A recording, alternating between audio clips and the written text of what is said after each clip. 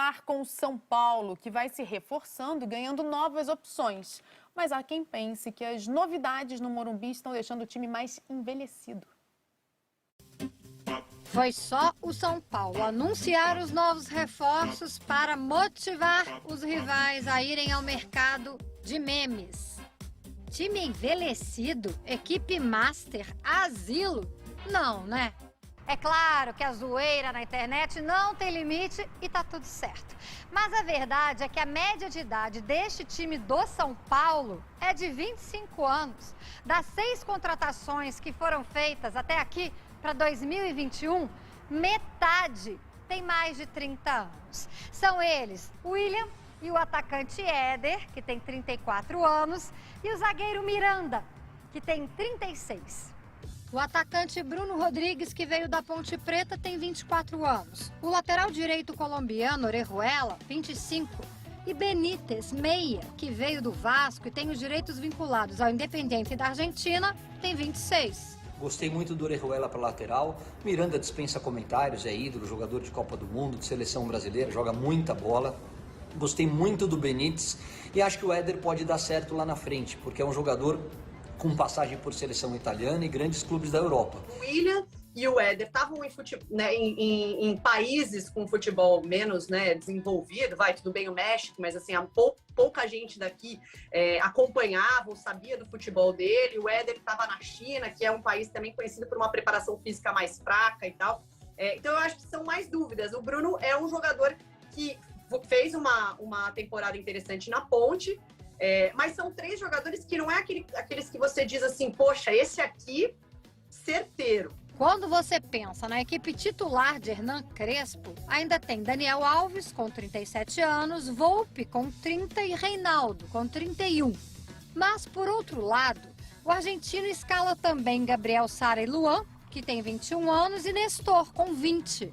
É o tal do junto e misturado, sabe? Que pode virar uma equipe competitiva.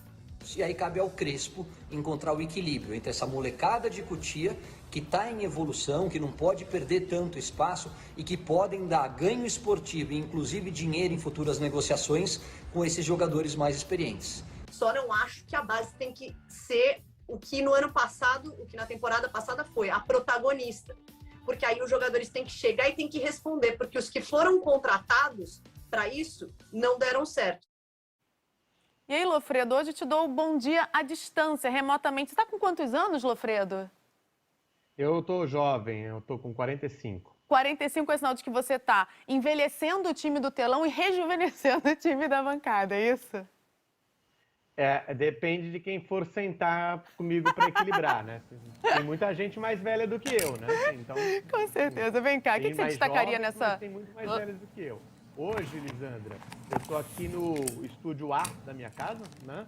Trabalhando remotamente, ou trabalhando de casa, ou em bom português moderno, de home office. Home office. E aí, o que você destacaria nessa leva de contratações aí do São Paulo? A idade, realmente? Não, eu acho que a idade não tem um peso, não.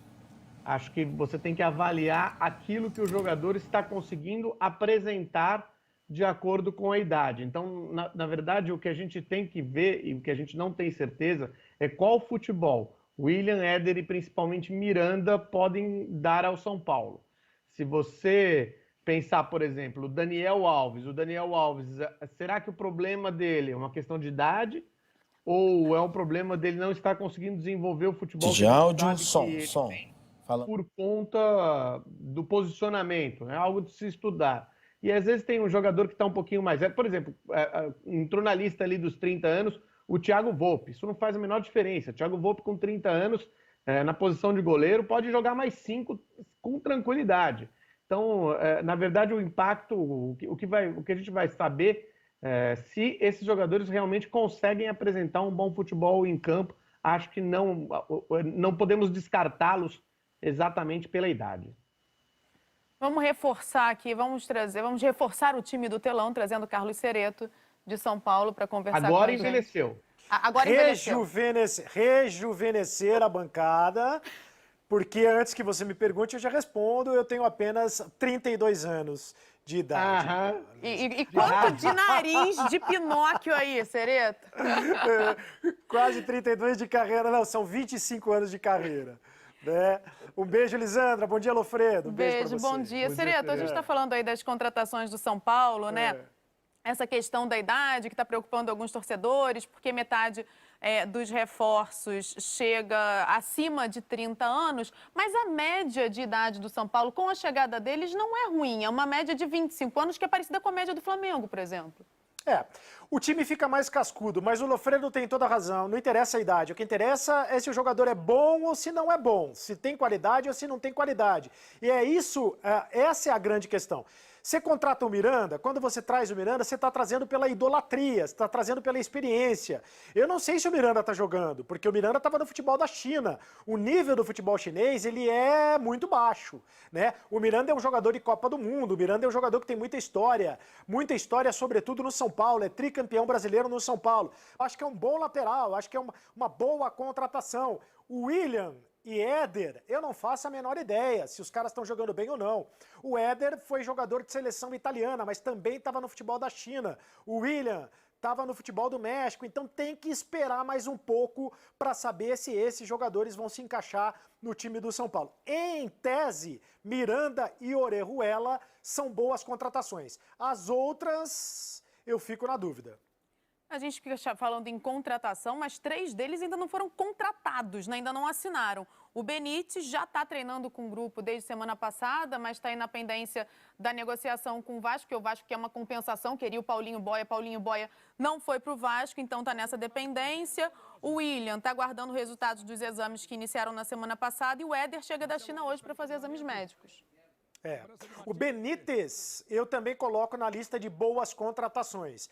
Acho que é uma boa contratação, mas é bom a gente observar uma segunda temporada do Benítez. Ele fez uma boa temporada no Vasco, num time que lutou para não ser rebaixado e que acabou sendo rebaixado. Né? Uma coisa é jogar num time que disputa o campeonato todo para não ser rebaixado e que terminou o campeonato rebaixado. Outra coisa é jogar no São Paulo, num time que vai brigar para conquistar títulos. Então é bom observar uma segunda temporada do Benítez, que deve se encaixar no time do Crespo como uma espécie de enganche, como se diz no futebol argentino, que é o jogador, o camisa 10, que fica ali atrás dos atacantes. Mas ainda tem essa pendência, como você bem explicou, Lisandra, da questão do... O Paulinho Boia não quer ir para o Vasco, né? Então quem vai para o Vasco? De que maneira o Vasco vai ser compensado financeiramente com essa negociação do Benítez? Vai ser financeiramente, né? Porque vai ser difícil convencer um jogador do elenco do São Paulo a ir jogar no Vasco, porque o Vasco tá numa dificuldade muito grande. O jogador acaba não ficando empolgado, deveria, né? Porque o Vasco é um clube de uma grandeza espetacular no Brasil, mas é um momento bem difícil. E o Benítez está dando um salto. Ele jogava num time, porque o time do Vasco era um time pouco arrumado, em que ele tinha que chamar todas as ações para ele. E agora ele vai poder dividir essas ações. Como há uma carência muito grande de um camisa 10, acho que o São Paulo fez uma contratação interessante. Vai tá fazendo um teste de um jogador que pode se desenvolver, que já mostrou, não mostrou só no Vasco, não. No Independiente ele também mostrou que tinha bastante condição, jogando numa posição um pouquinho diferente, o que ele pode até fazer no São Paulo, então acho que ele tem a contribuir.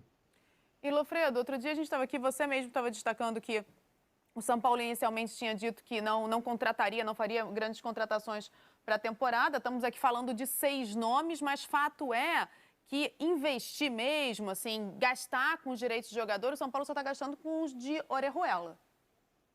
O que é ótimo, né? Porque é assim que você tem que montar o seu time numa situação como que a gente vive hoje, né?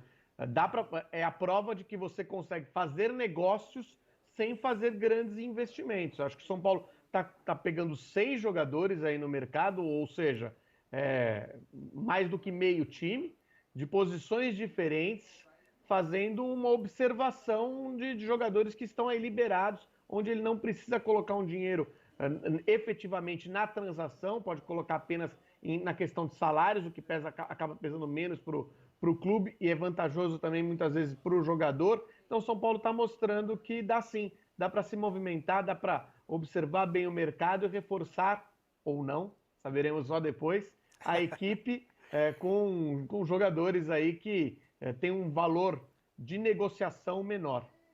Esse é o João Pedro, o maior especialista do Brasil em geração de renda na internet e o único que já transformou a vida de mais de 30 mil alunos. Encare uma realidade. Para a crise não te derrubar, você precisa ganhar mais dinheiro. Conheça o passo a passo simples e garantido para faturar online pelo menos de 100 a 500 reais por dia de forma quase automática. Clique agora no link na descrição do vídeo para transformar a sua vida e começar a lucrar hoje mesmo.